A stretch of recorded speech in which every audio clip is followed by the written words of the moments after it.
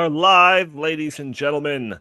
As Donald Trump prepares to take office in 2025, President Joe Biden is riding out his last days in the Oval Office. But instead of just focusing on an orderly transition of power, Biden seems like he might be trying to sabotage Donald Trump's upcoming term before it can even start. From peculiar foreign policy decisions and increased spending that is contributing to inflation rates, makes me wonder, is Biden striving to make life under Trump as hard as possible? We're going to be talking about this and also Biden's creepy misinformation programs and more on episode 476 of the In the Tank podcast.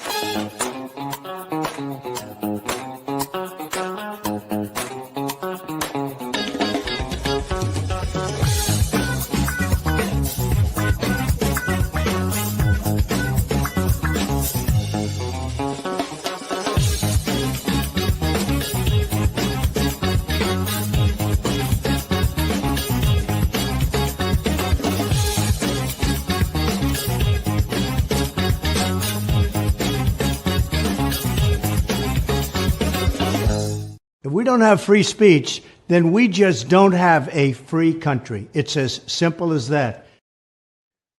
That is right. It is just as simple as that. Welcome to the In the Tank podcast. As always, I'm your host, the Donald, and joining me, I've got a full crew today. I've got Jim Lakely, VP of the Heartland Institute. He is on mute, but I know he's going to click that unmute button before I finish saying this sentence. How are you doing today, good sir? I'm doing just fine. Thanks for doing a little soft shoe there to make up for the time to have me unmute myself. I'm a little sad. I'm sad. I'll just leave it at that at the moment. But I'm also, here's a fun fact as we close out an amazing 2024.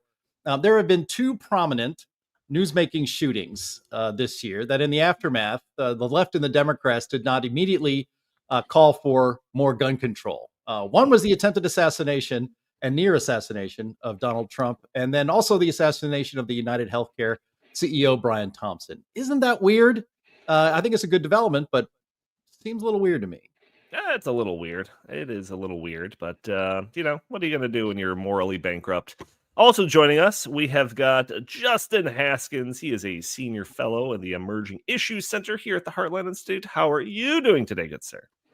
I'm doing really well. I'm not sad. I'm pretty happy, actually. And, I agree. I think that was a good point by Jim about the sort of strange way that the left suddenly is not calling for gun control. In fact, I thought they were going to be pro-gun. I thought that was going to be the reaction. It really seemed like that was where they were going. Like, maybe we should arm the citizenry and then we can just kill all the CEOs. And maybe that fits a little bit better with the normal, maybe the next presidential platform, things are going to change. I don't know. Yeah, guillotines, that's so like 15th century. We need to bring out wrong century, but it's okay. Whatever. Chris Talgo, he is a editorial director here at the Heartland Institute.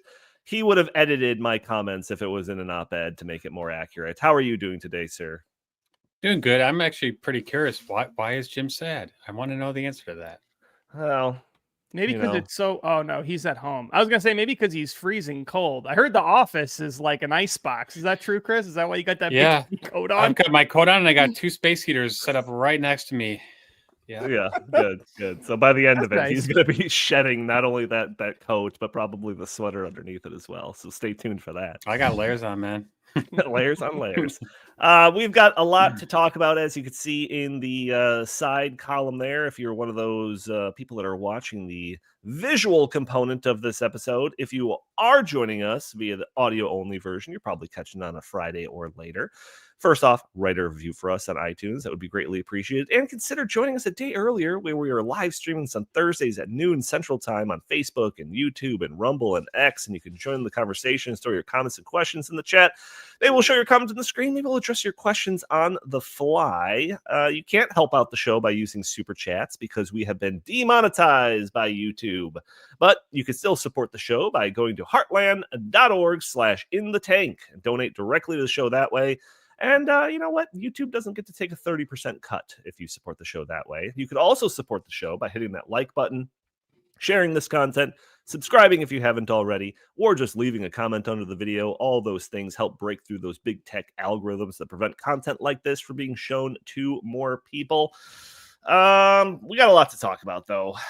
There was the CEO, the shooting of the CEO. We've got UFOs off the coast of New Jersey. It seems like a lot of crazy stuff is happening. Has anybody been following that New Jersey story, by the way? Yes. Before we get into our main topics.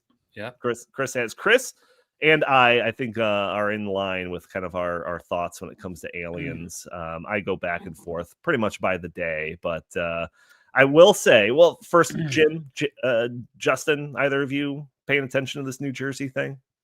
No, I don't pay attention to anything that's in New Jersey. It's one of the worst states in America. Well, being a big Jersey Shore fan, I just have to, I just have to. I have to. I mean, if aliens did want to invade, New Jersey's not a bad place to start because it's it would be such an easy takeover, probably. I don't know. And they can have it. It's a really bad state.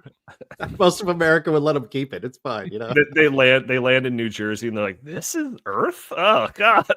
I apologize to all 6 New Jersey people that are watching. Well, the War of the Worlds movie with Tom Cruise, I think, took place in New Jersey, as a matter of fact. Or he had to go through New Jersey. Really? No, I'm sorry. That was it was New York. He had to go to Boston. But anyway, yeah, the East Coast.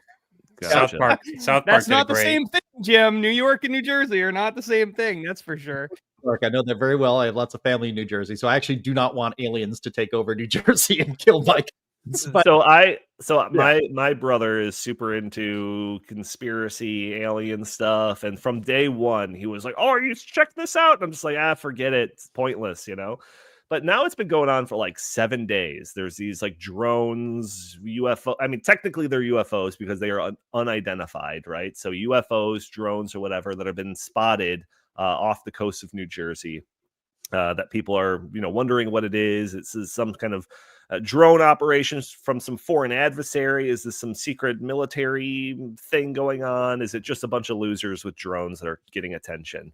Probably the latter, but this has been going on for like a week now. And like now the FBI is like releasing statements. Some lady from the Pentagon was just holding like a press briefing. There's got comments from like the governor and some representatives and all of that. So the fact that this story hasn't just like been revealed as just being like a hobbyist group of drone pilot people is kind of interesting. It's definitely not a hobbyist group, I'll tell you that much. So what we know is that hundreds of these are flying over New Jersey, suburbs and people's houses, and they're watching them and they're seeing them, and some are 6 feet wide. And the governor of Jersey came out and said, "Don't worry, you got nothing to worry about, but we don't even know what it is." And then Jeff Andrew, the former Democrat, he changed to the Republican Party a couple of years ago. He came out and said, actually, this is from a mothership launched by Iran. And then the Pentagon came out and said, no, it's not. No, it's not. No, it's not. So obviously, we don't know what it is. But for them to just automatically come out and say, you got nothing to worry about is not does not, I'm sure, help those people in New Jersey who are very worried about this. I want Justin to make a prediction that this is all a non-story and that it's just going to blow over in a week, just like you did before COVID. I'm not making that mistake ever again. I think this could be the big thing. I don't know. This might drag on for years. Could be lockdowns because of this. I don't know. This could be the beginning of the invasion. I'm not really sure. I think I would be more interested if it weren't for the fact that the government seems like they seem so fine with it that it makes me believe that the government is the one doing it. Sure. Because I don't really understand why they would be so like, oh, we don't know what it is, but you got nothing to worry about. It's totally fine. It's like, well, if one of these things like falls on somebody and they die or, whatever, right? Like then all of a sudden you're going to look really bad as a politician. Well, you know what? Politicians know that. And so it's strange that they're like willing to, go all in on this isn't a problem if they don't really know it's a problem. Also, the government loves crises to use crises to justify other things. And so the fact they're not doing that here is like, Well, the only reason they wouldn't do that is because it's them that's doing it. That's the only reason. Well, okay, so I brought up that same sort of thing that you mentioned to my wife the other day, and she reminded me of the Chinese balloons that were balloon. flying all over the Yeah. country, and they didn't seem to do Right. much about that. So I was Right. like, oh, No, yeah, but that's- no, They but lied. everyone They lied was- to us. Yeah, sure, but that's true. But they're not even lying to us. You see my point? Like there's Right. no effort on their part to cover it up, to lie about it, to, say it's a problem. Like they're not taking this story even remotely seriously in that sense. Like they did. So to me, that's a signal that this is probably just them doing tests or something. They know about it, what's going on here, but they can't say that they know what it is. So the governor, is just saying like, don't worry about it. I'm sure it's going to be fine. I can't imagine that it's anything more than that at this point. well, I'll tell you one thing, Donnie, just real quick, is that the New Jersey Sheriff's Department, they are trying to figure this thing out, but the federal government, because this is a federal issue, is just saying, don't worry, you got nothing to worry about here. Why is that? Why is the federal agencies, why are they saying nothing to worry about here? But then the state, agencies are saying, wait, we want to know what's going on here. I think that actually kind of supports Justin's That's my point. idea that it's a need to know basis. So local law enforcement, just make sure that garbage is being picked up on time. Well, But, if this had wait. happened in another state, I'm actually surprised. Somebody should just shoot one of them down if they're literally that many and they're flying so close. I mean, if this was in Texas, we'd have a few drone corpses on the ground by now. But apparently in New Jersey, they don't want to do that. What's going to happen, because this is in the tank and we're talking about it, 1 hour after we end this broadcast, some new development is going to happen, and we're going to look totally silly talking about whatever we're talking about right now. But so yeah, stay tuned for 2:00 Central Time, where aliens are going to land in New Jersey. Anyways, let's get to our main topics here, because we do have a lot to talk about, and Justin's on the show, so we're probably going to go long. There was a funny theory that existed for about a week, that kind of right around the time of the election. And the theory was that Biden was secretly rooting for Donald Trump. And it was to spite Kamala Harris and to spite the way that the Democratic Party kind of tossed him to the curb when they didn't want him anymore. And I think we talked about this on the show. If I recall correctly, there was some examples of Joe Biden doing certain things that seemed to be harming Kamala Harris, saying certain things that seemed to be harming Kamala Harris. Jill Biden wearing red on election day when she went to vote. I even remember some people speculating that Biden was going to pardon Trump of some of his charges before leaving office. Well, I think this fun theory just completely went up in smoke over the past couple of weeks. So I've got a bunch of different stories here in the show notes that make a reasonable case that Joe Biden and others in the Biden administration are trying to sabotage Trump before he can officially take office. So I have in the show notes a handful of articles that seem to show decisions made by the outgoing president that could make Trump's life harder when he takes office in 5 weeks or so. So just a couple of headlines. First one, Fox News, Biden administration extends $10 billion Iran sanctions waiver 2 days before Trump's election win. Reuters, U.S. Treasury transfers $20 billion in Ukraine loan funds to World Bank facility. And then this one was from a couple of weeks ago, I think. This is AP News. Biden authorizes Ukraine to use U.S.-supplied longer-range missiles for deeper strikes inside Russia. And the last one, I know, specifically ruffled a lot of feathers, stoked fears that this decision would alone, could pour a whole bunch of gasoline on what already is in a roaring fire of a mess when it comes to international affairs. And I don't think that, we really don't talk all that much about foreign policy on this podcast, and I don't really care to get in the weeds of any of these specific stories. But taken as a whole, it seems like Biden or the Biden administration is making some pretty controversial decisions during a period of time where his leadership has been not only rejected by the public, but he himself has been rejected by his own political party. So, Justin, am I right to think that some of this is kind of outrageous, or am I reading too much into it? What do you think? So I wouldn't agree that Biden himself is trying to sabotage Trump. I Fair. think Fair Biden point. and Jill want. I think they. I don't think they want Trump to be successful, but they sure as heck are supporting him over the Democrat establishment. So I wouldn't go that far. I think the Biden administration, however, is trying to do everything they can to undermine the Trump administration, undermine its agenda. I think some of what you described and some of the other stories that have come out are them just being incompetent. But I do think there's a degree of a malfeasance here. I think there is a deliberate attempt to try to make Trump look bad. And I think this is going to continue all the way up until the very end.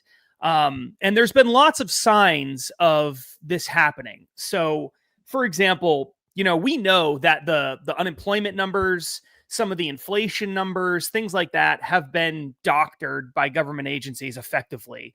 And by doctored, what I mean is they mess with the formulas to make it seem like things are better than they actually are. Then they are constantly having to revise all of their numbers months after they come out. So initially it looks like things are getting better. And then 3 months later, sorry, actually unemployment was worse than what we thought 3 months ago. They've been doing this a lot lately under the Biden administration. And so I think when you just take those kinds of strategies and you apply it to the current situation, what would you do if you were them and you were in government? You're going to make it look like things are not going well for Trump all the way up until the very end. Like Trump, just the weight of Trump coming into office is going to cause all kinds of problems. I read one article. I wish I had it with me. I don't, but I read one article that was talking about how the inflation numbers are going up. This was in a mainstream media outlet, how the inflation numbers are going up. I think it was like 2.7% for the last month. And that's obviously not good. We don't want to see inflation going up. And they tried later, I read through the whole article, and toward the end of the article, they tried to tie the inflation number going up to like the specter of Trump coming into office threatening tariffs. I was wondering if they were going to try to pull that. We're going to get into inflation later, so I don't know if you want to save some comments. Things could be, he's not even in office. So, and no tariffs have actually happened, but like they were trying to insinuate that, maybe this is part of, so I think you're going to see more bad news because I think they've been hiding bad news. And I think you're going to see them blaming the bad news even preemptively on Trump and just the possibility that he's going to come into office. This is what they did the last time he came into office. Paul Krugman famously did this. As soon as Donald Trump won, the stock market crashed in 2016. Initially, it wasn't a huge crash, but it went down significantly, and then it immediately recovered, very quickly after that, and it ended up going up quite significantly. But in that period where it was still down, Paul Krugman and other, left-wing economists were saying, well, yep, see, this is Trump. Like Trump's going to come. Everyone's terrified of him, and this is going to destroy the economy, and all the smart people know it. And then, of course, that didn't happen. So I think we're going to see a lot of this. I think we're going to see a ton of this going on. And the last thing I'll add is some of it isn't necessarily even deliberately trying to sabotage him. Some of it is just the policy, them trying to get their policies in place on the way out the door, so it's harder for him to overturn everything, right? And we just look at those policies and think this is really bad. One example that just came out recently was, I think it was James O'Keefe, but somebody, I think it was James O'Keefe, had an undercover video of somebody in I want to say it was the EPA. It was a government agency, basically saying, we're trying to throw as much money at left-wing climate and energy type causes as we can on the way out the door. And the way they framed it was, we're throwing gold bars off the Titanic. That's what they said. So that kind of thing is absolutely happening. And this probably happens with every transition from one party to the next, is probably to some degree. So I definitely think this is happening. It happened last time. And I think that Trump people need to be people who support Trump, conservatives. I think they need to be prepared for this and call it out when they see it and make it very clear to people. that if there are problems over the next 6 months, this is from Joe Biden. This is not from Donald Trump.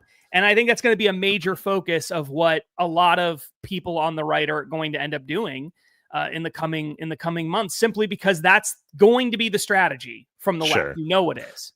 Yeah, Jim, last night when I was prepping for the podcast, I was trying to look up some of the more like controversial actions taken by a president or administration, I guess, in their lame duck periods prior to an opposition party taking over in like the coming months or whatever. And almost unanimously, all of the controversies that I was able to find related to like controversial pardons or commuting sentences or something. And obviously we've had one of those already when it comes to Biden, but instigating World War III on your way out the door kind of seems like another level of controversial. What are your thoughts on this? Yeah, well, actually, when this actually brought to mind, I know a lot of our older listeners and viewers may remember when the Clinton administration was leaving office and the George W. Bush administration was coming in, that the childish and bitter staffers in the West Wing took all the W's off of the keyboards on the computers in there. And it was also reported that they basically looted Air Force One of things like coasters and salt and pepper shakers and the china, so they'd all have their souvenirs on their way out. So typical, really high class stuff. I don't recall any stories like that coming out when George W. Bush had handed the peaceful transfer of power over to Barack Obama at that time. But yeah, we actually covered on the Climate Realism show, which you can watch at the same time, but on Fridays on this very channel. We covered that undercover Project Veritas sting or reporting, I should say, in which the guy in charge of shoveling money out the door at EPA. So we're trying to go, as the quote, as Justin correctly recounted it, it's like we're throwing gold bars off the Titanic. The idea. Actually, what's interesting to me is that everybody can see it now, and in fact, international heads of state realize that right now Donald Trump is the head of state of the United States. He was the one who went to the rededication of the rebuilt Cathedral of Notre Dame in Paris, not Joe Biden. And then Jill Biden was there, of course, looking at him, pictures of him looking at him with a, I don't know, what's the term they use these days? A little thirsty, looking at Donald Trump. In fact, Donald Trump even used, I know I shared this in Slack with you guys, even used a picture of that to sell his Trump perfume. So it's so for Christmas, so it's pretty funny. But the American people have made their choice. They made a very clear choice that we basically want to move in the exact opposite direction of everything the Biden administration has done over the last 4 years. And instead of honoring that choice by the American people, the Biden administration is trying to, on one count, sabotage the policies that Donald Trump would like to start implementing right away. There's that thirsty look. Look, she's smiling at him. I haven't seen her smile like that at Joe in a while, I got to say, in public. But undermining, shoveling money out the door on these basically a green grift. A lot of it goes to nonprofit organizations. People wonder how the hell did, tens of millions of illegal aliens get all over the country. They got there because so-called NGOs, non-governmental organizations, nonprofits, collect money from the Biden administration to carry out those orders and to spread illegal aliens all over the country. I know a lot of people, we're not talking about this. We don't talk about immigration very much on this show, but I know that many of you have probably seen the New York Times story where they're finally able to say it, that over the Biden administration is the biggest influx of immigrants into the United States since the late 19th century, when people were coming into Ellis Island, and we didn't really even have immigration laws at that time, certainly not like we do now, and that 60% of them were illegal immigrants to this country that shouldn't be here legally at all. And of course, as Trump has pointed out, a lot of them are criminals. And on basically hour one of the new administration, Tom Homan, the border czar, is going to be carrying out, tracking down those criminals and getting them out of the country. And so, just to reiterate, it is very clear that the American people have chosen a very different direction than what the Biden administration has been doing over the last 4 years. And if Biden himself and his administration had any sense of honor at all, they would basically just stand down and not shovel our money out the door to organizations that do not deserve it and shouldn't have been paid in the first place, let alone escalating the war, trying to escalate the war in Ukraine. All of these policies should not be taking place. But yep, here we are. This is the way Democrats exit an administration. The Obama administration exited by sicking the deep state on Donald Trump and all of his supporters, and now the Biden administration is leaving office by trying to sabotage the policies that the American people clearly voted for in November. It's disgusting. Chris, I want. We've already brought up spending and inflation a little bit, and I do want to get into that. But do you have any comments on kind of some of the other stories that I mentioned, or you could save it, and I can give you first swing at the inflation story? I'm just going to go real quick, and so I was reading just this morning that Biden is trying to handicap Trump's energy policy by preventing him from selling leases in the Arctic wildlife refuge, which is a humongous reservoir of oil and natural gas deposits that Trump initially wanted to start drilling operations during his first term. So, I mean, that's just one little example. The Biden administration, I think, is obviously trying to sabotage Trump. They're trying to retain their legacy as much as they can. But I'm going to take this even further. Democrat governors and even Democrat, city council people are also doing this. San Diego just voted that they are going to be a super sanctuary city. So that means that they will not even work with ICE to get rid of criminal illegal aliens who have committed crimes in the United States. They incentivize it, in fact. Well, and they are not the only ones. Michelle Wu, the governor of Massachusetts, also declared that they will also be a super sanctuary state, and they will not participate with ICE in terms of helping to get rid of criminal illegal aliens who have committed heinous crimes here in the United States. So this is par for the course. It's not good, obviously. And, I expect to see more of that in the coming weeks. I want to add just one quick thing about the war stuff, because you brought that up and we didn't really talk much about that. And I think this is maybe one of the best arguments for it is over the past several months, we've seen, especially since the election, we've seen a dramatic escalation in what's been going on in Ukraine and in Russia involving the United States. The United States is not only spending billions and billions, sending even billions more to fund the war and do things like that. They've been providing missiles now to the Ukrainians. The Ukrainians have actually launched some of these missiles into Russia, American missiles, after the Russians flat out said, if you Ukraine take a weapon from another country and you use that to kill Russians in Russia, we're going to consider that an act of war, not just against Ukraine, where they're already at war, but with the nation that is funding it and the nation that's providing the weapon. So that would be the United States. And the United States, knowing that, effectively gave the green light, or did directly give the green light to Ukraine to do exactly that thing.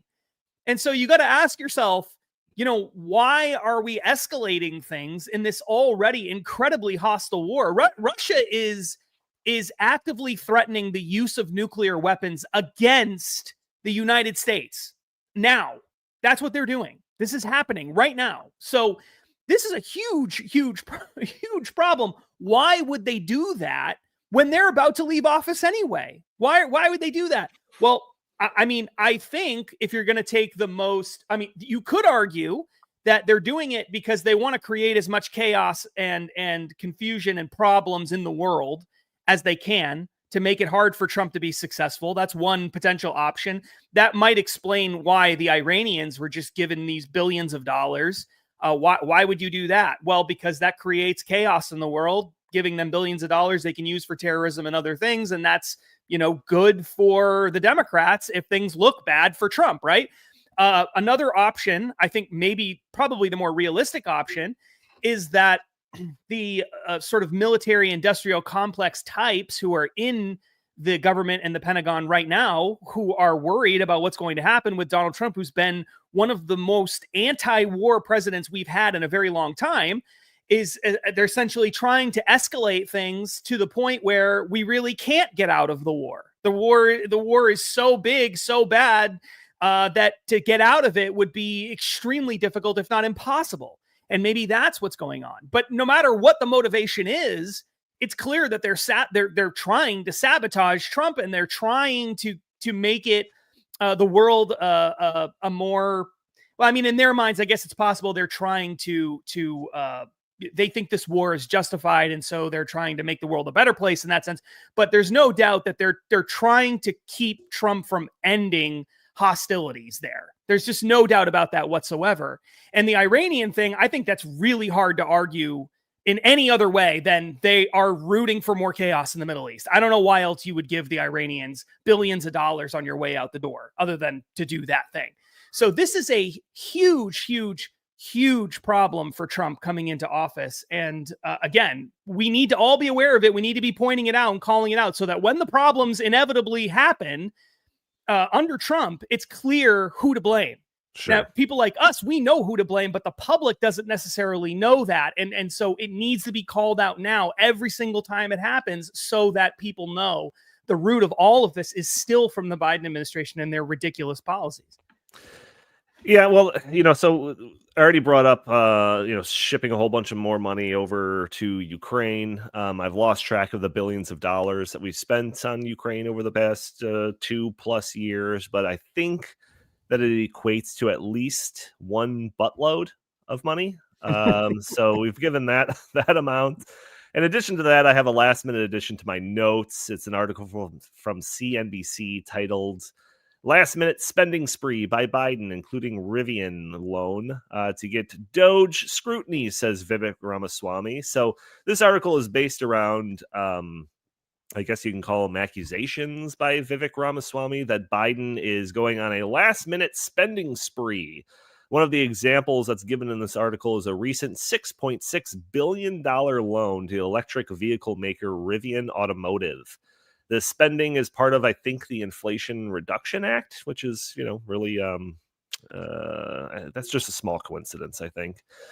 The article says, in addition to the Rivian loan, the Department of Energy said on Monday it's planning to loan up to $7.5 billion to a joint venture of Chrysler parent Stellantis and Samsung SDI to help build 2 electric vehicle lithium-ion battery plants in Indiana.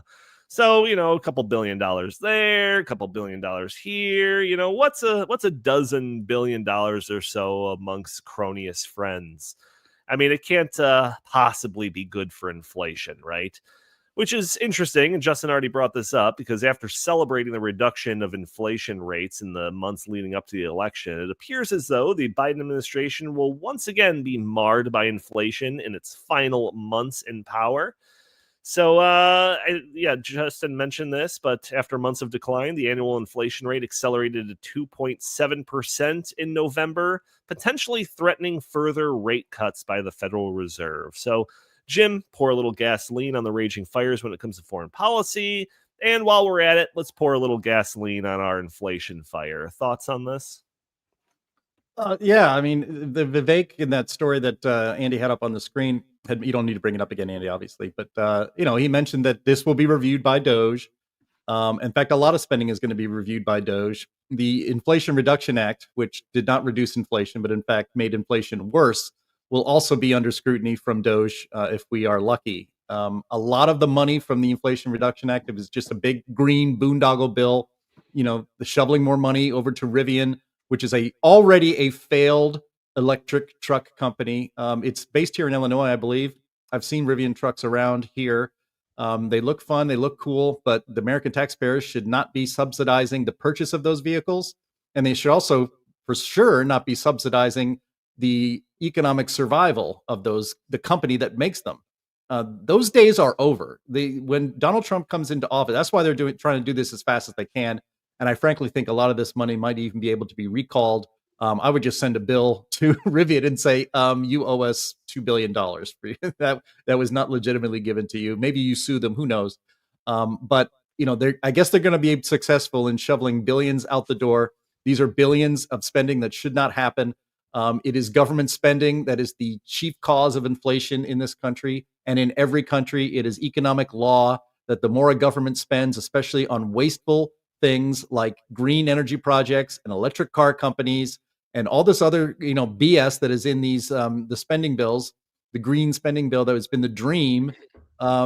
Justin, Donnie, all of us, we talked about the Green New Deal back when it was new, back when it was a proposal by AOC.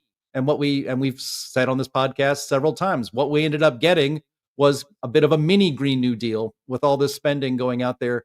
It's corrupt spending to companies that donate to the Democrat Party. It's a complete scam, and it's going to end in 44 days when Donald Trump takes office. But in the meantime, inflation will only get worse because of this sort of spending, and a lot of spending that we won't even see. Doge is going to hopefully come in here, curb that spending. I think it was maybe $1 trillion of spending was in the Inflation Reduction Act. Not all of that obviously has already been spent. I mean, that's why they're so worried and they're shoveling out the door as fast as they can, because they literally thought they had plenty of time. Now they realize they don't. And in fact, in that one clip from Project Veritas of the guy who said they were throwing gold bars off the Titanic, he said, normally we take the time to do the due diligence and make sure that the money is targeted at the right places and it's going to do what they say. Nah, screw that. They're not even doing any checks anymore. They're just throwing all this money out the door. It's completely corrupt, and it is what is causing the inflation in this country. And so hopefully you will see the Federal Reserve knock interest rates down 1/4 point, which might be able to keep it under wraps. And hopefully an economic boom that will happen in the next 4 years will make us talking about inflation seem kind of quaint, that we can get that booming economy back that we used to have just 3-4 years, I should say 5 or 6 years ago. Chris, you have probably written and paid attention to inflation, written about and paid attention to inflation more than maybe any of us on this podcast. So what are your thoughts on the latest inflation numbers, all of the spending that we're talking about, whether or not there's a kind of a direct correlation, and just your general thoughts on the topic? Yeah, so I was reading this morning that the PPI, the Producer Price Index, is also going up. So that's bad news. CPI, obviously went up 2.7% last month. PPI index is also on the way up. So that means that over the long term, we're probably going to have, more stubborn inflation. I agree with, Jim and Justin that the outrageous spending happening here in the final days of the Biden administration is obviously no good. The Rivian example is great. One of our other watchers, Bob, I believe, also just mentioned that an electric bus maker here in Illinois just went out of business. Lion Electric, I was reading about that. Because you know why? These electric buses, these electric vehicles are not ready for prime time, and people don't want to buy them. So the government just shoveling more money at them and extending the subsidies for the EVs, that's not going to do anything. It's not going to help at all. So yeah, I mean, we're in a little bit of a bad place right now.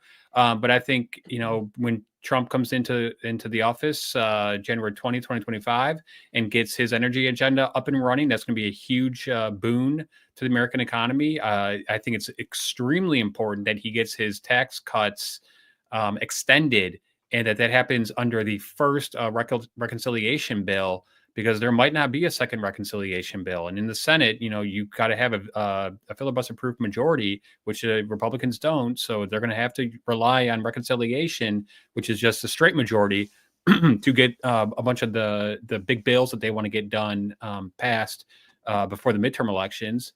I think that Donald Trump is going to, is going to put America back on the right track economically. And when you look at the previous job reports, one of the biggest, or the biggest actually, the biggest beneficiary of these new jobs is government. So we do not have an economy that's functioning on our cylinders right now we've got this hobbled economy that's just being like kept together with duct tape, and government spending, and that's not going to last much longer. So we need to get back to private sector productivity. We got to get back to a growing economy. We got to obviously cut a bunch of spending. I think Doge is going to be really good at doing that, and I'm optimistic about the future. This Inflation Reduction Act. I mean, I know that there's kind of I don't know, it's like a stereotype or a meme at this point that like government bills often have a name that reflects the opposite of the effects of the bill itself.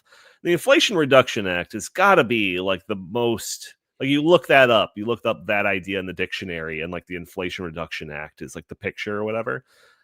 It's got to be, right? I mean, I think that it had to have taken the mantle from the Affordable Care Act, which has made healthcare less affordable.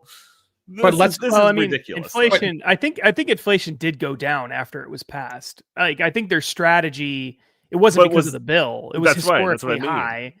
But I think what they were banking on was that the news headlines of inflation going down, coupled with the law called Inflation Reduction Act, would be enough to fool people into not realizing that they're still spending more money than they used to on things. But people are not that dumb, and that was why if it's like as a propaganda idea, it's not the worst propaganda idea. It just can't trump people's everyday experience of spending too much money on things. But it's like even the Biden administration and the Kamala Harris campaign, they just like ignored this idea that the Inflation Reduction Act was there to reduce inflation. I see Ed in the comments says Inflation Production Act. I like that.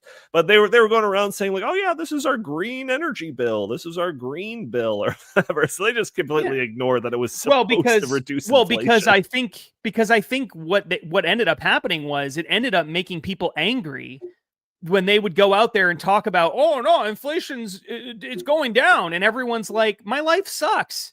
What are you talking about? Like, stop telling me this. Like nobody wants to be told that things are more affordable when they know that they're not more affordable, and they feel it every single day, and they're already mad about it. And then you're like, actually, things are getting better. We have more work to do, but they're getting better. And you're sitting there thinking, no, they're not. No, they are not getting better. Yeah, that, I think just they had to change strategy because it was like literally making people angry. Them just saying it was the problem. So it was a good try, though. You got to understand they were in a horrible situation that they put themselves into, but they were in a horrible situation.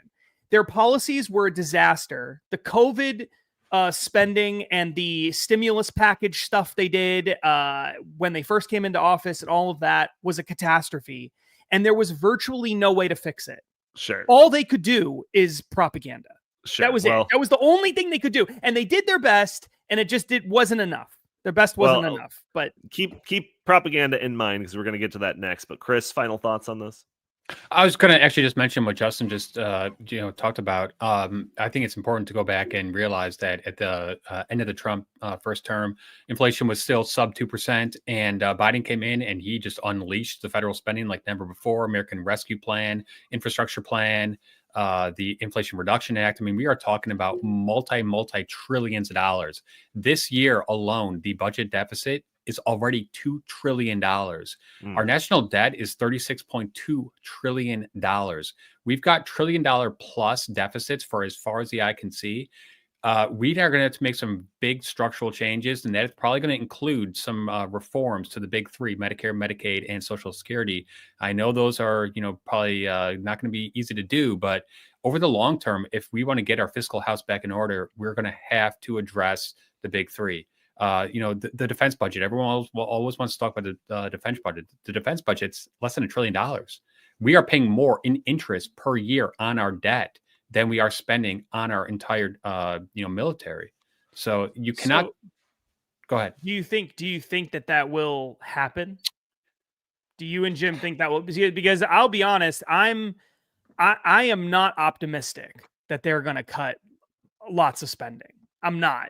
I hope they do, but I'm not optimistic about it. I think that cut the kind of spending they would need to cut to really make a difference. That is the solution. I mean, if they went in there and they slashed government spending, and then they did all the other stuff they're going to do that's pro-growth economic policies, especially on the energy side of things, that's going to reduce it's going to reduce prices, because if you can reduce the cost of energy, you reduce the price of everything. So I think like those policies would work. And if they could slash the spending, then that would open the door to them getting inflation under control. And then once inflation is under control, you can start cutting rates significantly. And the more you cut rates, the happier everybody's going to be, because that affects buying homes, that affects financing cars, that affects your credit card debt, like all of that stuff would be good for the economy, good for people. They'll feel it in their wallet. So I think that's the right policy, but I just don't think they're going to. I don't think they're going to slash the spending. I just don't believe that. I agree with you, because part of the problem is that the discretionary spending as a in terms of the federal budget is actually not that much. We're talking like 15% or something like that. The vast majority of federal spending is on autopilot for Medicare, Medicaid, and Social Security. Now, obviously, we can't just tell seniors like my parents who paid into Social Security for 50 something years, hey, sorry, we're not going to be able to give you the benefits that we promised you. However, you can definitely get rid of some of the fraud, abuse, corruption that is just endemic to these programs. And with Obamacare, the Medicaid expansion, just blew the deficit, so much more. So we need to get these big entitlement programs back under their control. Back in the George W. Bush administration, he even just talked about privatizing Social Security for people who are still very young. I think that's a very good idea. So we need to start thinking outside the box. We need to start thinking on things like that, because right now, our unfunded liabilities are like $100 trillion. So that's like, the promises that have been made for Social Security and Medicare and Medicaid to people. We obviously can't pay that out. So yeah, I mean, they're not only going to have to cut the discretionary spending on food stamps and stuff like that, but that's just a drop in the bucket. We have to make some long-term structural changes to the federal spending and just get that back under control. It's going to be a humongous lift. It's not going to be easy by any means. Sure. And that's why I don't think it's going to happen.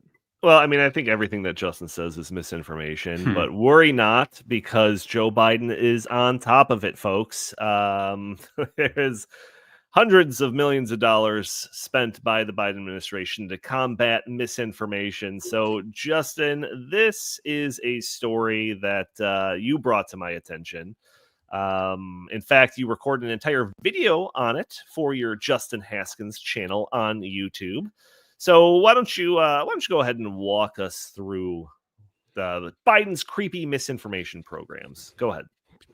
Sure. So Open the Books, which is a really great nonprofit organization that takes a close look at government spending, tracks government spending, and tries to hold government accountable, especially on the fiscal side of things, did a really amazing report where they went through and they looked at Biden-Harris era as well as Trump era spending on government spending on misinformation, disinformation, and something called malinformation programs. Now, these are not programs inside the government. These are programs outside the government that the government's funding. So we're talking about government grants for universities, for example, government grants to think tanks, nonprofit organizations, etc., as well as some of the money went to government contractors. So these would be people who are working directly for the government to accomplish some sort of misinformation or disinformation goal. So what they found was, when they did the analysis, it was during the Trump administration, it was something like $6 million was spent on this. Okay. During the Biden-Harris administration, it was $267 million were spent on this.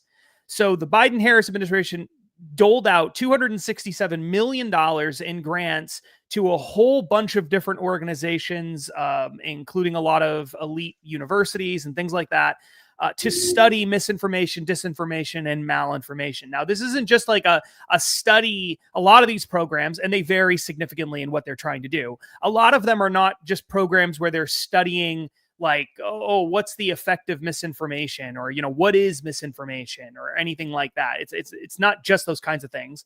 They were also many of them were tracking what people were saying online, especially on social media, related to a specific issue. Like COVID was the bulk of the money went to things related to COVID vaccines, mask mandates, etc., where they were studying why people believed the things they did, what people were saying, tracking the various demographic groups and how they were reacting to different things.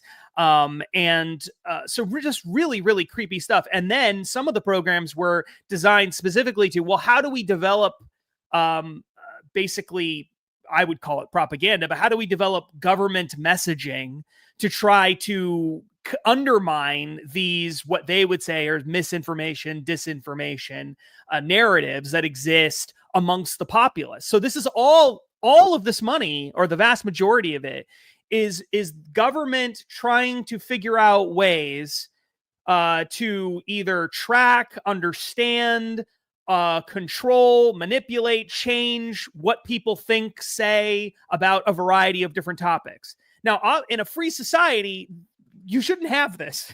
Like, none of these programs should exist. The $6 million or whatever that existed under the Trump administration shouldn't have existed. This is bad. But sure as hell, $267 million in these grants should not be doled out. And a lot of the money, what's really crazy, is that a lot of the money, or I shouldn't say a lot. I mean, there's a pretty big chunk of it, but that's still a minority of the money that was spent that still hasn't been actually spent. It's been committed, but it hasn't been spent yet. It's like a government grant to a university to study some misinformation thing on the internet, and they've given them half the money, but there's still half the money that they're going to pay them. So they're still going to pay them more money in the future. So some of this you might be able to stop some of this stuff in the next year or two from actually taking effect. But we're talking about huge, huge, huge amounts of money being spent. And a lot of it, like I said, had to do with COVID. It had to do with lockdowns. It had to do with mask mandates. It had to do with vaccines, tracking what people are saying about it, tracking how do we, what's the best strategy for changing people's minds on these things, paying for advertisements and various forms of propaganda to get people to change their minds. Like, this was the kind of thing that was going on throughout the Biden-Harris administration. And I mean, I think to some extent, people on the right, we all sort of expect that this is happening, but the idea, people really should be more outraged. The idea that taxpayers would be paying for the government to give money to other organizations to study how best to manipulate taxpayers' opinions about things publicly posted in the world is just, I mean, this is stuff that you would see in like the Soviet Union or something. Like, that's what this is. And thank God, we have a new government coming in that probably will not allow things like this to happen while they have power and the control of things. Yeah. But this is a lesson. This is a lesson we all need to learn from. The government wants to control us, and they want to study it. They want to track it. They want to manipulate our thoughts and feelings and opinions about things. And do we need any more proof than this right here? And they're willing to spend our own money to do it. It's absolutely how many of these organizations got like these grants of these tens of millions of dollars to just basically like waste a bunch of time, and then at the end of the day just write Joe Rogan at the bottom of the report? Yeah, because I feel like that's probably the outcome of like all of these different studies. Yeah. Well, I mean, a lot of it was, surely that's part of it, but a lot of it was like, how do we change people's opinions? So how do we stop people from seeing Joe Rogan would be maybe one way of thinking about that. Or how do we convince people that who have seen Joe Rogan to change it? And some of it was like, I mean, some of it's really demeaning. Like, there was one study in particular that was at the University of Pennsylvania that was funded, a $2 million grant, University of Pennsylvania, Ivy League school, really left-wing, hardcore on COVID, lockdowns, mask mandates, all that stuff. And the study was essentially trying to figure out why certain my demographics, and specifically they reference, I believe, Black people in particular, why are they more susceptible to what they would say is COVID misinformation about vaccines and mask mandates and all of this? And how do we what kind of messaging can we give to Black people or other groups as well to get them to change their minds about this stuff? Sure. And it's just like the idea that a bunch of rich, mostly white Ivy League people should get paid money from the government to figure out how to convince Black people to wear masks and get vaccines. It's like, I mean, and the taxpayers are paying for it. Like that is wait. I remember this. You know? No, wait. I remember this. This is bringing back a memory from like 2021 or something. I think we covered it on our show, where it was like New York, maybe the city, and maybe it's not directly related to this, but I assume they probably got funding for it. They like put out some like horrible like rap video or something like that was like about people putting on masks or something. I swear Andy's gonna look that up, but I have like a distinct memory of something super cringe. Do you remember like all the cringe COVID like vaccine stuff and stuff that we saw like from late night talk shows, like the dancing, you know, like syringes and like all that crazy stuff?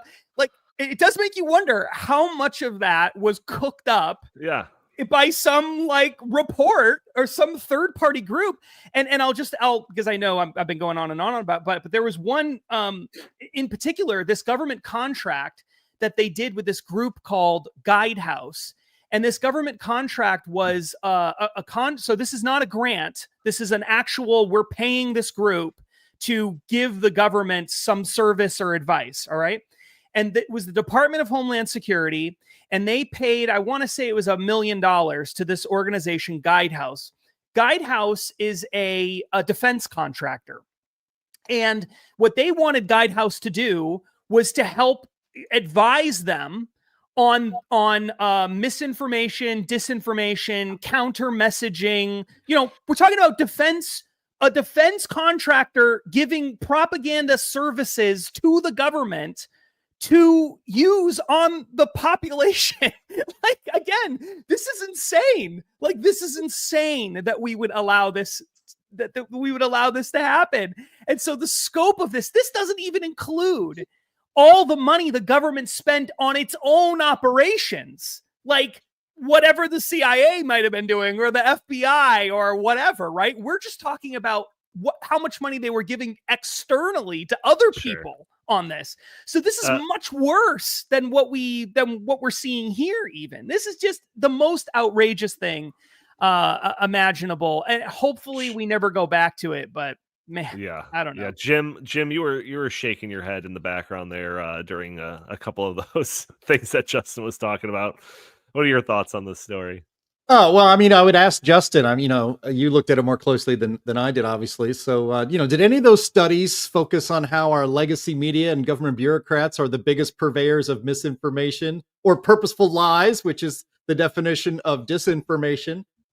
Because if you could make a time machine and go back and re-spend that money to battle actual misinformation, where would it be directed? It would obviously be directed at our government agencies, like Anthony Fauci, be directed at the New York Times and the Washington Post, who lied about the Russia collusion hoax for 4 years and got Pulitzer Prizes for it.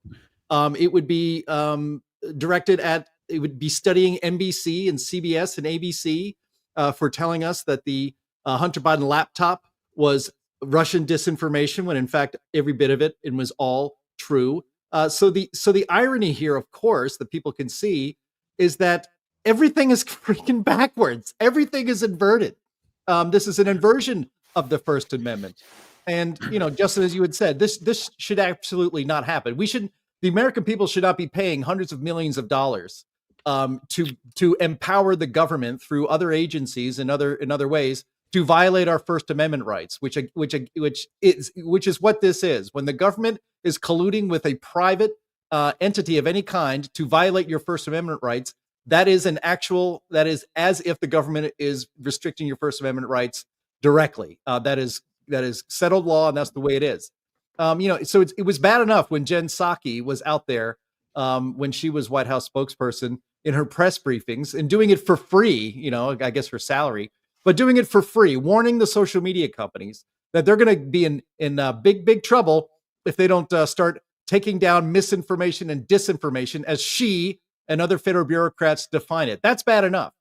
But to be paying for the violation of our First Amendment rights is it's so you mentioned it, Justin. This is outrageous. It's almost beyond belief that this is discovered and that we actually had to live through and experience the government spending our own money to shut us down and to make it so that it's very difficult for the American people to speak in any way critical of the regime in power. It is as un-American as the definition of un-American gets. And, you had a great piece on it. I think people are seeing this. If there's one thing Doge is going to do, is going to stop the spending of these sorts of things. And in fact, there should be a real expose on all the people involved in this process, because they did not actually battle mis and disinformation, which if you wrongly believe that it is a good thing for people to battle mis and disinformation, the way it was carried out is the exact opposite of that, because it was the people, us, the American people, speaking of what they thought about the world with their own freaking eyes and ears that were telling the truth.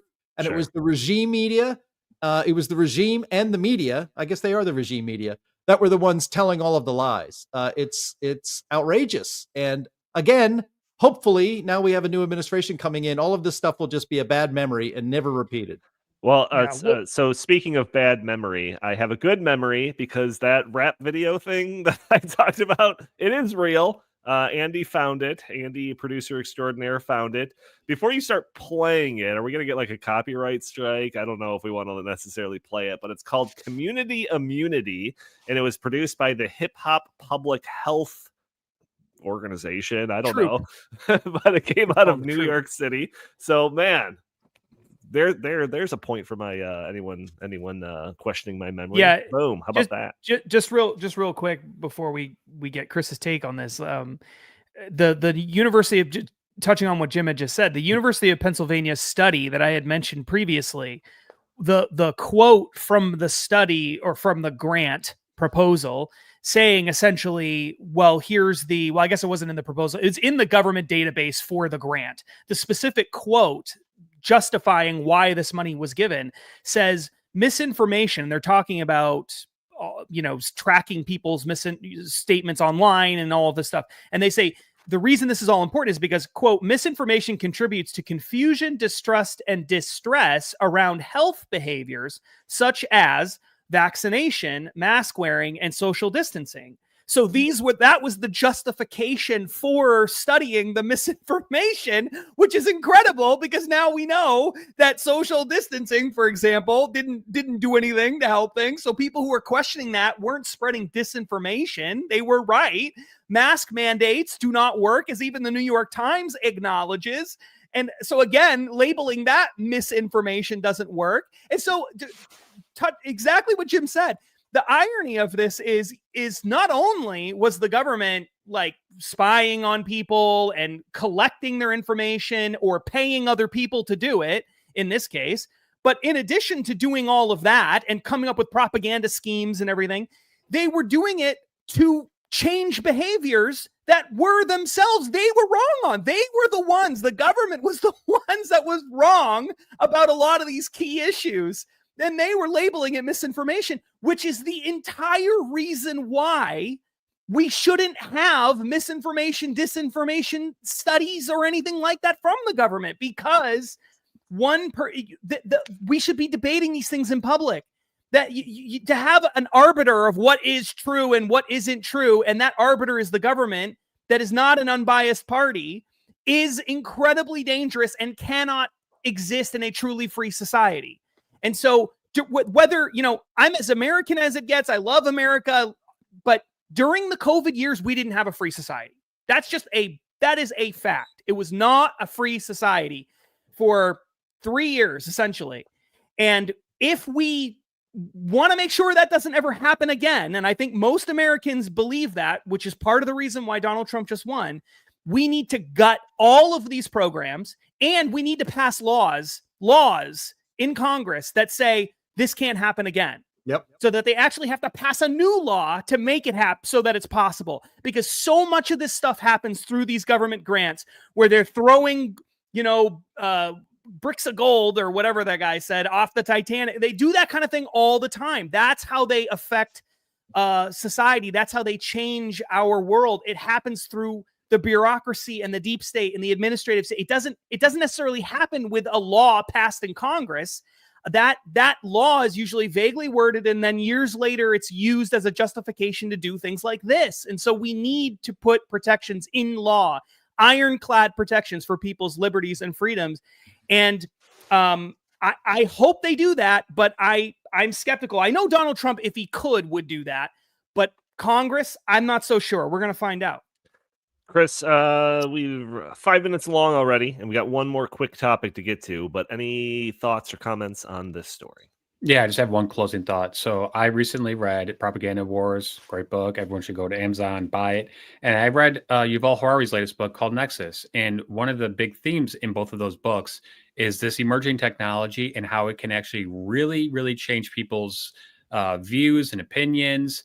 And so what we're seeing now with the advent of AI and these like super algorithms, they can literally change people's minds. This is something that Stalin and Hitler would have dreamed of if it had existed back in their day. So we need to be very, very sure that the government is not using these technologies for malicious reasons in order to further their agenda.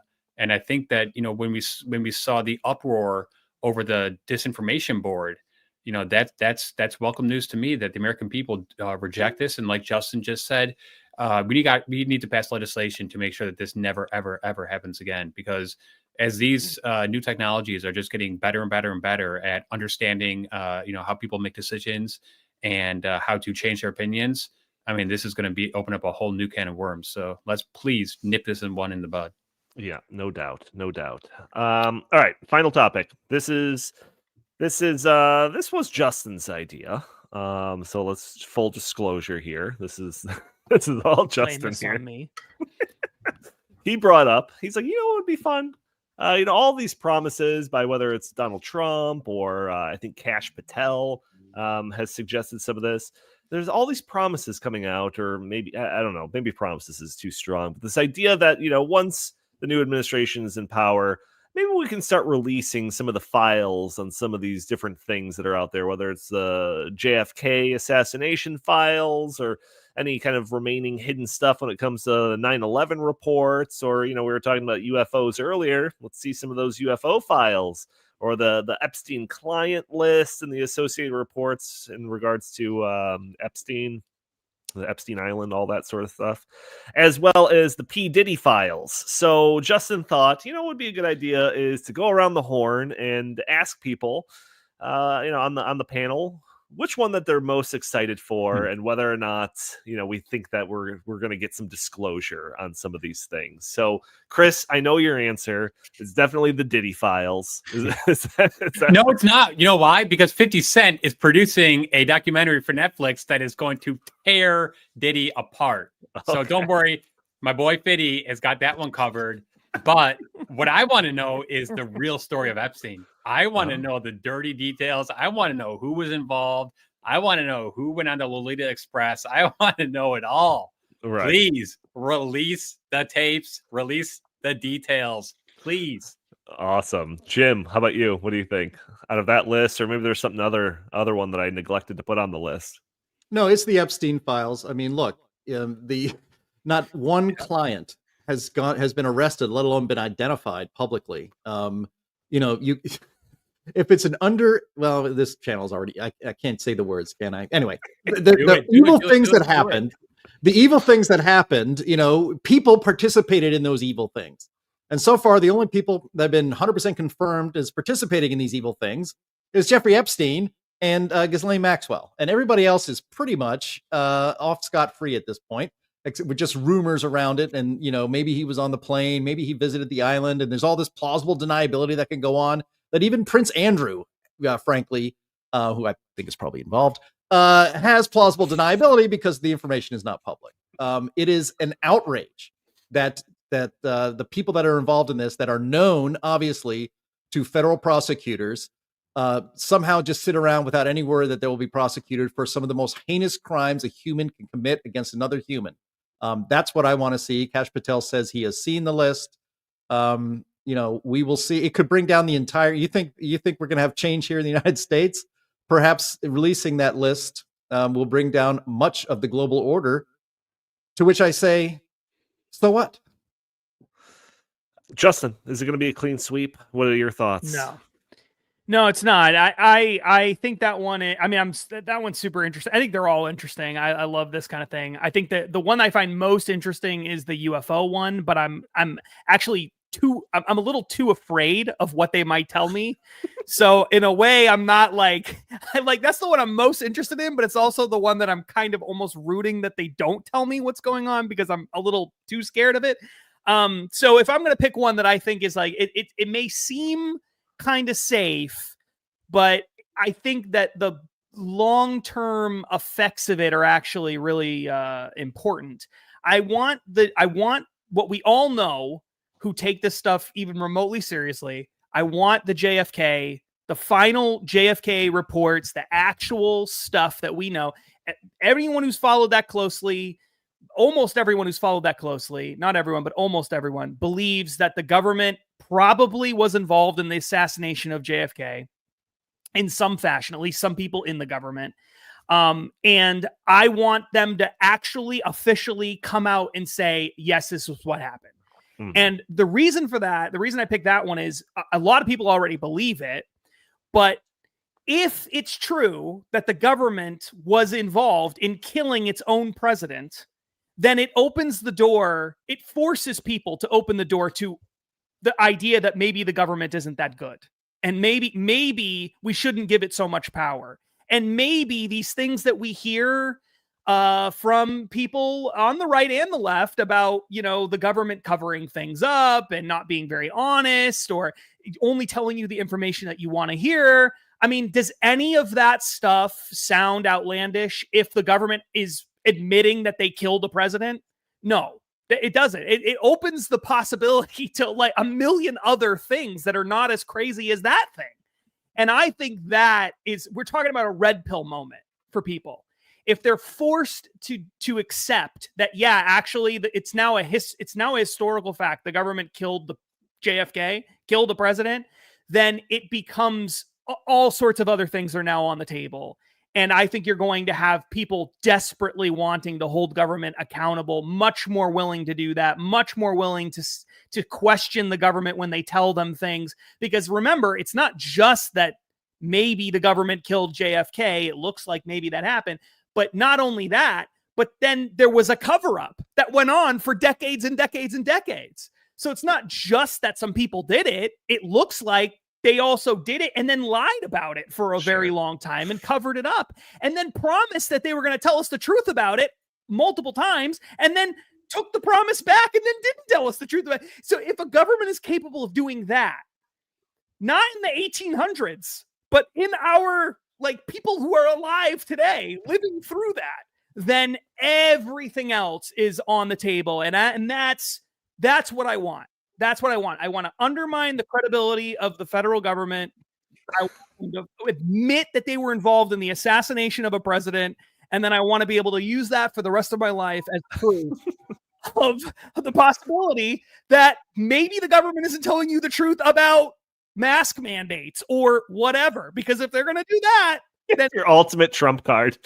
Yeah. Like if you could put a man on the moon, then why can't we do this? It's the same thing. If they kill the president of the United States, then will they lie about social distancing standards? Like probably, yeah. That's why I want. All right. I'm gonna pull a curveball. I'm gonna say one that's not on this list. I want the files on MK Ultra, CIA mind control stuff. I want all the details about that.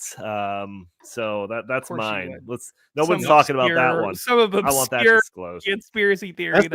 That's not obscure, man. You guys watch Ronnie, given the lack of reporting on the two people who tried to kill Donald Trump, It's a possibility. What? It's a possibility. Oh my That- God. See? that the guy from the a golf course assassination attempt, he had 18 phones on him. 17 belonged to him. Who did the 18th belong to? Just wondering. Ooh. Hey, I you know usually what? carry around 18 phones too. You know what, Chris? If they can kill JFK, then anything Maybe is they're possible. Exactly right. Oh, I absolutely believe that the CIA dabbled in mind control, course decades they ago. did. Of course they did. But I do wonder if they used that to, convince people to do, bad things. I mean, at the very least, there's like psychological games that you could play with people to kind of coerce them, whether or not they know it or not, like hypnotism sort of stuff, Well, but not and, I going mean, that but- far. yeah, Like, come on, you CIA can't was- discount all that. Well, and they were accused of using mind altering drugs, decades ago to get people to do that, which is what several like cult leaders have done. I to get onto something that's maybe a little No, bit. wrap it up, Justin. Final comments. I think the assassination attempts on President Trump were brought up. I mean, we still don't know anything about that, really. Yeah. I mean, as insane as that is, I saw somebody on social media posted the other day something like, how is it possible that we know everything about this guy who just tried to kill the CEO of United Healthcare, Right. but we Right, he don't did. know anything about the guy who almost killed the now president, former president, future president of the United States, Donald Trump? We still don't know anything about that guy. What were their How is it motives? possible? The FBI knows a lot more than they're saying. So Of course they do. please Yeah. release. Yeah, what are their video- details? The video of this guy's high school valedictorian speech was on Twitter before he was even, in custody for more than 2 hours. And yet We've we got know nothing pictures. about the assassin attempts. We've got pictures of this guy like half naked hiking all over the place with his six pack. We know everything about him. I saw an MRI that was posted of him because he's got a bad Right. back. Like I got Yeah. his MRIs, but I can't figure out. I don't know anything about the guy who shot Trump in the head. But I know where his screws are and in this guy's spine. Like, how is this possible? Right. That one You are really fake does need to news. be. Yeah, exactly. All right. We're wrapping it up. Thank you, everyone, for joining us for this episode of the In the Tank podcast. Join us every week for a new episode. For those that are listening to the audio only version, leave a review for us. That would be greatly appreciated. And also consider joining us for the live streams on Thursdays at noon Central Time, where we are on Facebook and YouTube and Rumble and Twitter. And you can throw your comments and questions in the chat. Maybe we'll show your comment on the screen. Maybe we'll address your questions on the fly. Also, if you want to support the show, you can by going to heartland.org/inthetank, donating to the show that way. Prevents YouTube from taking a 30% cut from their super chats, but they demonetized us, so you can't even do super chats. You can also help out the show by hitting that like button, sharing this content, subscribing if you haven't already, or just leaving a comment under the video. All those things help break through those big tech algorithms for content like this from being shown to more people. If you'd like, you can follow us on X at In The Tank Pod, or you can send us your comments, questions, and suggestions to the show by emailing us at inthethankpodcast@gmail.com. Jim Lakely, where can the fine people find you? At Jay Lakely on X, at Heartland Inst on X, and always visit heartland.org. Fantastic. Justin Haskins, same question. At Justin T. Haskins on X. Perfect. And Chris Talgo, what do you have to pitch today? The book Propaganda Wars. Buy it for people for Christmas so they can read it and learn about these new emerging technologies and the possible dystopian future that could await us. That is a great thing to pitch. Thank you all for joining us, and we will talk to you next week.